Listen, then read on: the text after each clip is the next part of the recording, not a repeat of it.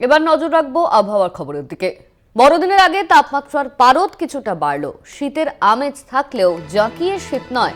কলকাতার সর্বনিম্ন তাপমাত্রা 16.2 ডিগ্রি সেলসিয়াস। বড়দিনের আগে তাপমাত্রার পারদ কিছুটা বাড়লো।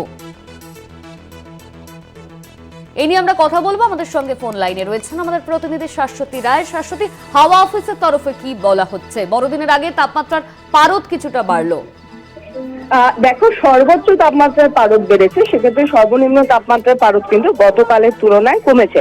16.2 ডিগ্রি আজকে শহর কলকাতার তাপমাত্রা, কিন্তু তা স্বাভাবিকের থেকে বেশি রয়েছে বলে ঠান্ডা সেভাবে অনুভূত হচ্ছে না। তবে একেবারে জাঁকিয়ে শীতের প্রভাব থাকবে না এই সপ্তাহে। আগামী 1-2 দিনে হয়তো 1 থেকে 2 ডিগ্রি সেলসিয়াস তাপমাত্রা নামতে পারে।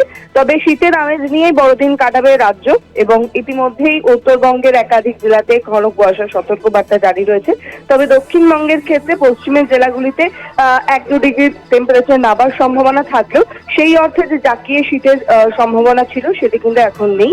এই সপ্তাহে কার্যত একই রকম থাকবে তাপমাত্রা, এবং সেখানে তাপমাত্রার পারদ 1 থেকে 2 ডিগ্রি নিচের দিকে পতন হলেও তা খুব যে জাঁকিয়ে শীতের অনুভূতি দেবে এমন বিষয়টা কিন্তু জানাচ্ছে না হাওয়া অফিস। অর্থাৎ বড়দিনে হালকা শীত নিয়েই কাটাতে হবে রাজ্যবাসীকে। ধন্যবাদ তোমার শাশ্বতী। আমাদের সঙ্গে ফোন লাইনে ছিলেন আমাদের প্রতিনিধি শাশ্বতী রায়। বড়দিনের আগে তাপমাত্রার পারদ, বড়দিন কাটবে শীতের আমেজ নিয়েই রাজ্যবাসীর।